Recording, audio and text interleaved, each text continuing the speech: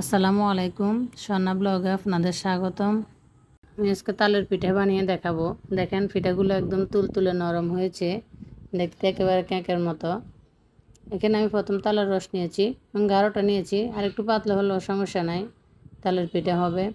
এখানে আমি চাউলের গুঁড়া দিয়ে দেব। 3 কাপ চাউলের গুঁড়া দিয়েছি। 3 কাপ চাউলের গুঁড়ার সাথে আমি হাফ কাপ ময়দা দিব। পিঠাগুলো ঠান্ডা হয়ে গেল, নরম থাকে। হাফ কাপ ময়দা দিয়েছি, স্বাদ মতো লবণ। সবগুলো হাতে মেখে 1 কাপ চিনি দেব। প্রথমে আমি হাফ কাপের মতো দিয়েছিলাম, পরে আমি পুরোটাই দিয়ে দিয়েছি।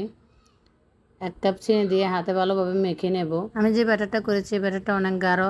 এখানে আমি দুধ ঘন করে জাল করে নেওয়া দুধ নিয়েছি। দুধের সাথে একটু ইস্ট দিয়ে দুধটা দিয়ে দেব। দুধটা দিলে ব্যাটারটা আর একটু পাতলা হবে। যে চাউলের গুঁড়োটা দিচ্ছি এটা ফুলে ব্যালেন্সটা ঠিক থাকবে। এখন এটা দিয়ে আবার একটু হাতে মেখে তারপর ঢাকনা দিয়ে ডেকে রেখে দেব। সন্ধ্যা রাত্রে ব্যাটারটা রেডি করে রেখে দিলে পরদিন সকালবেলা বানাতে সুবিধা হবে। যদি এখানে ইস্ট বেশি দেওয়া হয় তাহলে যে তালের একটা ফ্লেভার আছে, ফ্লেভারটা আসবে না। এজন্য পিঠাটা খাওয়ার সময় ইস্টের গন্ধ আসতে পারে, এজন্য অল্প একটু ইস্ট দিব। এমনিতেই গরম দুধটা দেওয়াতে তালের রসের পিঠে এই ময়ানটা অনেক সুন্দরভাবে ফুলবে। এখন আমি নারকেল কোড়া দিয়ে দিয়েছি। যে কোনো বাটিতে করে নিতে পারবেন, চাইলে এরকম ছোটো স্টিলের বাটিও নিতে পারেন, অথবা একটু বড়, অথবা চায়ের কাপেও করতে পারবেন, যে কোনো কিছুতেই করা যাবে। রাইস কুকারের ভিতরে পানি দিয়ে রাইস কুকারের যে মুখটা আছে এটা দিয়ে দেব। দেখেন এভাবে যাতে বাফটা না উঠতে পারে। বাফটা উঠলে একটু দেরি হবে, আর এভাবে করে দিলে একটু তাড়াতাড়ি হয়ে যাবে। দেখেন আমি সবগুলো দিয়ে দিয়েছি, কী সুন্দর ফুলে উঠেছে।